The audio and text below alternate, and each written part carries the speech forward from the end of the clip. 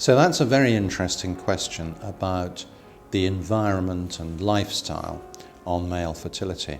And it's particularly topical and timely because there was an authoritative report in the Sunday Times. This was talking about the effects of obesity and lifestyle on male fertility and the possibility that these environmental disrupting chemicals, these arise from the atmosphere, they arise from what we eat and what we drink, and they also arise when we become overweight because of the changes to our metabolism and the chemicals that then might affect the hormonal axis and the whole process of sperm production.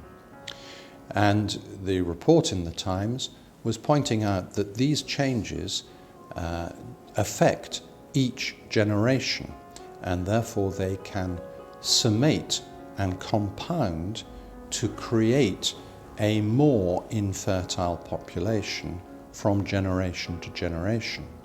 So it's not just that we should be attending to our lifestyle when we have low sperm production and might be struggling to start a family, but we also have a commitment to the next generation, because the next generation of boys may not only be affected by what we do, but might of course then be affected by what they do.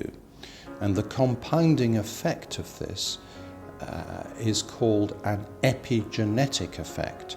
So it is not that we can find the gene that causes it, and scientists will be doubtful unless of course one can find the causative gene, but more it is a slower process with this epigenetic effect, with the endocrine disruptors and the other chemicals lying on top of the gene and disrupting the signals that the protein messengers send to those cells making the sperm.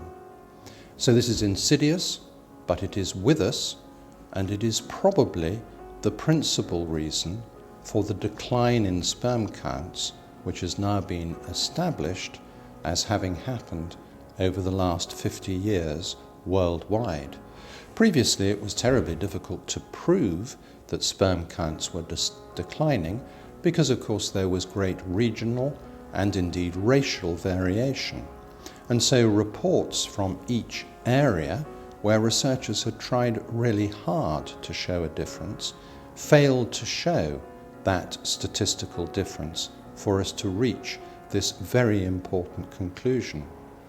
But about 2 years ago, researchers led by a man called Levine actually looked at different reports from all over the world and were able to conclude that indeed sperm counts, and therefore by extension fertility, was indeed declining, and that this effect had been over the last 50 years.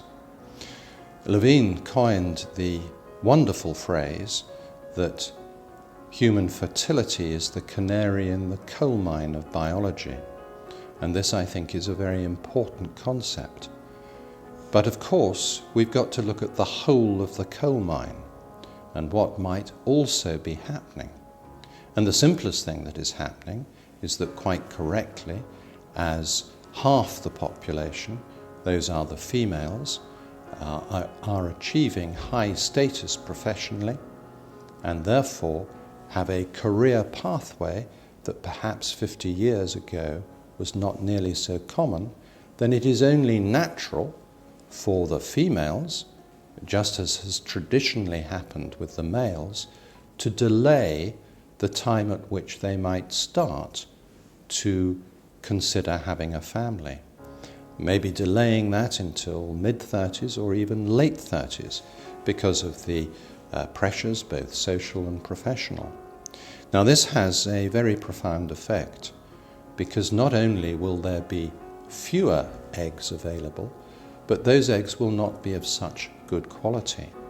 And we know that the younger, good quality eggs can make up for defects in the male sperm, can actually repair some of those some of that DNA damage in the sperm, thus to create a healthy embryo, which is then not possible when those eggs are older.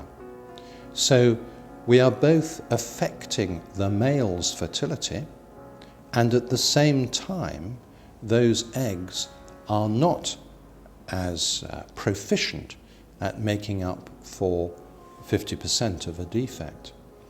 And so these things taken together are creating, I believe, a crisis for human fertility. We know that the rate of interventions known as ART, assisted reproductive technology, which is both IUI and IVF and ICSI, we know that these interventions worldwide are increasing exponentially. Of course they are increasing as the couples get older and the men and women become less fertile.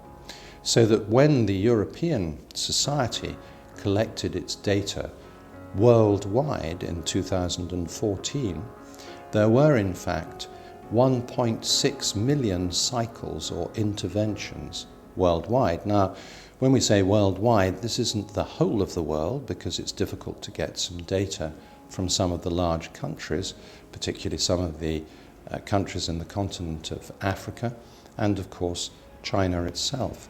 So there would be worldwide more than these 1.6 million interventions. And from those interventions, there were just under 400,000 live births. This was 2014 data.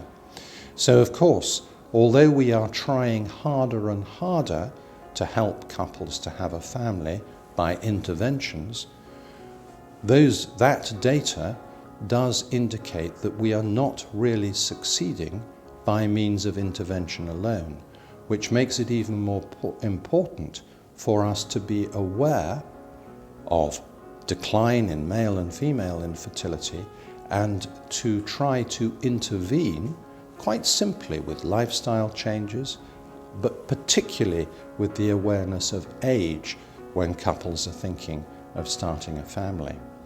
There's only so much that the doctors can do, but I sometimes think that where we fail is on the simple issue of creating an awareness. We're very bad at public health issues.